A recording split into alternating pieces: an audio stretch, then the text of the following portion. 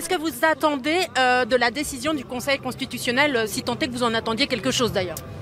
En fait, le Conseil constitutionnel, on les appelle le Conseil des sages. Donc on attend que le Conseil constitutionnel fasse preuve de sagesse en censurant cette réforme qui est entachée d'une liste très longue d'irrégularités juridiques, démocratiques et sociales et qui ne peut pas être validée en l'état. Est-ce que c'est pas un peu dingue que le pays soit suspendu à la décision du Conseil constitutionnel sur un projet de réforme d'une telle ampleur? Qu'est-ce que ça dit de la crise que traverse le pays? Oui, c'est grave, parce que en fait, je pense que dans n'importe quel autre pays européen, la réforme aurait été retirée depuis beaucoup plus longtemps. D'ailleurs, nos homologues européens, ils comprennent pas trop ce qui se passe en France.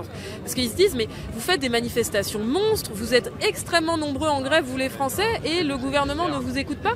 Et donc, dans aucun autre pays européen, ça passerait, parce que les autres pays européens n'ont pas la même constitution. C'est pas le président de la République qui a tous les pouvoirs et qui peut passer en force face à l'Assemblée. Donc, on voit bien, à travers la situation sociale en France, montre qu'il y a une anomalie démocratique par le fait que, par la décision d'un seul homme, parce que c'est ça dont on parle aujourd'hui, on puisse imposer une réforme d'une telle violence. Et quelle que soit l'issue de ce combat, quel bilan une organisation syndicale comme la CGT peut en tirer en fait? En quoi ça peut vous donner de l'élan pour porter les revendications futures des salariés? Le bilan de la mobilisation, il est déjà très clair. C'est que depuis le début du mouvement, on a fait plus de 20 000 adhésions et c'est très peu. Et puis c'est que les chiffres montés au niveau national. On sait qu'il y en a en fait beaucoup plus dans les faits et que ça n'est que le début.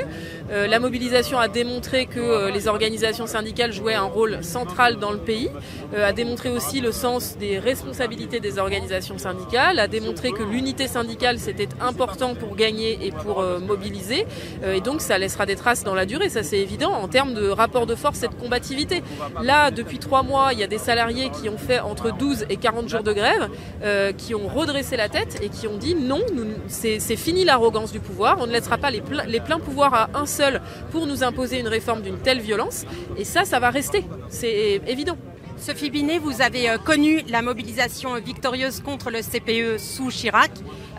Aujourd'hui, vous êtes partie prenante de la mobilisation contre le projet de réforme des retraites sous Macron. On a changé d'époque. À quel niveau ? On a changé d'époque parce qu'il y a une forme de radicalisation du pouvoir. Parce que en 2006, il y avait beaucoup moins de répression policière, il y avait beaucoup moins de répression aussi des grévistes. Et puis il y avait, en 2006, il ne faut pas mythifier les choses, ça a duré 3 mois la mobilisation. Et du début à la fin de la mobilisation, Villepin et Chirac étaient droits dans leurs bottes en disant non, on ne retirera pas, on ne retirera pas. Ils ont fini par retirer. Donc ça montre que rien n'est impossible et que ce scénario peut aussi se produire aujourd'hui, sachant que le CPE, je le rappelle, a été retiré 1 mois après son adoption par 49.3. Donc on voit que là, on est tout à fait encore dans le timing et que jusqu'au jour de son retrait, le Premier ministre comme le Président de la République multipliaient les interventions en disant jamais on ne reculera face à la rue. Puis ils ont fini par le faire en se rendant à l'évidence. Mais ce qui est inquiétant quand même depuis maintenant 15 ans, 20 ans presque, ça ne nous rajeunit pas, c'est qu'il y a une forme de radicalisation du pouvoir. Une forme d'intransigeance. On a en effet l'impression d'être face à un mur, en fait, comme si on était face à des DRH d'entreprise. Oui, le parallèle est plutôt juste dans le sens où on a en face de nous des cost killers qui sont là pour un mandat à durée déterminée puis qui après partent ailleurs et donc n'en ont rien à faire des conséquences de leurs actes. On sait que Macron ne pourra pas se représenter et donc lui, c'est pour ça qu'il avance avec une telle morgue en tentant de passer en force. Mais là, la question, c'est même pas celle de sa réélection qui, même s'il pouvait se représenter, il ne pourrait pas se faire réélire vu l'état dans lequel il met le pays.